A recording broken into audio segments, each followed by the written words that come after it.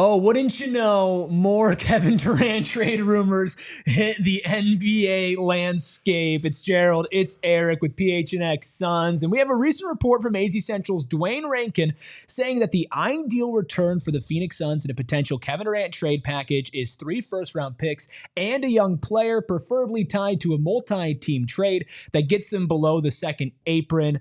Gerald, is this price for Kevin Durant surprising to you that they're going to be seeking this? No, it makes sense. You would imagine, especially giving up 4 first-round picks and a pick swap to get Kevin Durant in the first place on top of 2 young players, that you're going to try and recoup as much of that as you can. You're not going to get that same value because it's a few years later. Kevin Durant's a few years older, and there's also the threat of his incoming extension on top of that, and the fact that a lot of teams know that the Suns might be dealing from a place of desperation this summer in terms of what they are able to do to retool around Devin Booker. But if you can get 2 to 3 first-round picks, if you have to go that route, if you can get 2 to 3 first-round picks and a young player to build around, that makes sense in terms of a package you're trying to target. Obviously, like you said, you're not going to recoup what you gave up, but do you feel like for the rest of the NBA, because obviously that's what the Suns are going to want, right? They want the picks, they want the young player, they want to be below the second apron,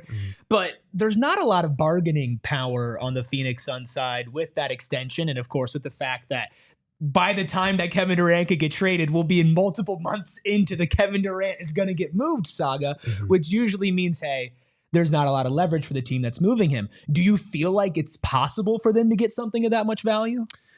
I don't know about 3 first-round picks. I think realistically you're looking at 2, maybe 3, depending on the team that you pull in, and you're probably trying to shed salary like the report said from Dwayne Rankin.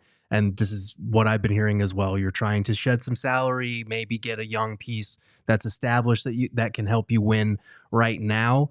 Being able to thread all those needles at once is going to be tough, especially since you kind of opened Pandora's box at the trade deadline by dealing Kevin Durant or dangling him without his knowledge. And then he was the one that went and reportedly shut that down. So you also have to factor in, what does Kevin Durant want into this? Because all along he said he wants to be here. But if, like Shams Charania reported a few weeks back, they are working together to arrive at a trade this summer, his input is going to be part of that. So it's not just what the Suns can get out of a Kevin Durant package. It's, does Kevin Durant want to go to that team, especially being extension eligible, because he can hold that over a prospective team's head and say, look, I know you want to trade for me, but I don't necessarily want to spend the next 2 to 3 years there. I mean, that's exactly what Jimmy Butler did. I know the Suns were on the other side of it, so all Suns fans are like, oh, Jimmy's going to force his way here. And obviously he doesn't get to his number 1 destination in Phoenix because they can't get a trade worked out, but he gets to a destination that he wants to go to, immediately signs the extension, and look at what Golden State is doing. And so Kevin Durant, like all players have when it's come to the Anthony Davis trade, right? Or even the De'Aaron Fox trade, where he's like, I'm only going to one place. The Stars do hold the power. That's the league that you're in. It's why you got Kevin Durant. It's why you got Bradley Beal. And it's why now you're not in a position of power when you move them. So let's talk teams, right? Sure. Let's say hypothetically 3 first-round picks and a young player. Multi-team trade, I'm not going to ask you to dive into that. I know you'll probably write an article about it in a couple of weeks. But ideally, a landing spot for Kevin Durant that can give up something like that. Are there an immediate list of teams that pop into your mind?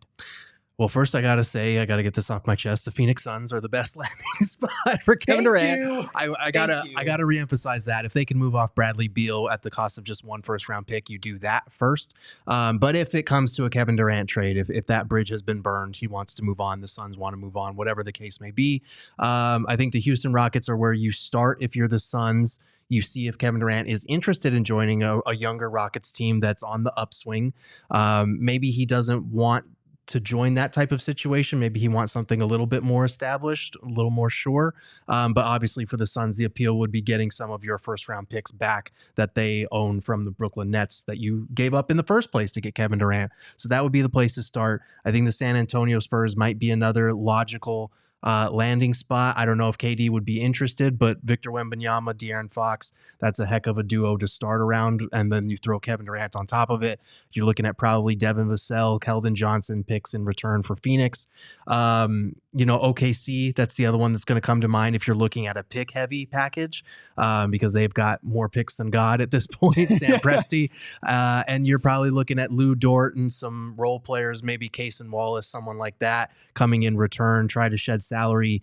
It's unknown if Kevin Durant would want to go back to OKC. Obviously, he has fond memories of his time there. Very different situation there now. And it's unknown if the Thunder would be interested, if they would rather just stick the course with a young core that pretty much everyone is under contract for next season as well. They're already a juggernaut in the West. Do they want to put some of their chips to the table on a Kevin Durant? Time will tell on that one. Yeah, and I think also with the multi-team trade aspect with this, if the Suns do go with an OKC or a more pick-heavy thing, that doesn't mean that they're going to get all those picks. Those picks can get redirected somewhere else and bring maybe another star, a win-now player in Phoenix, or they're going to try to pivot, hold on to the picks, and move on from there.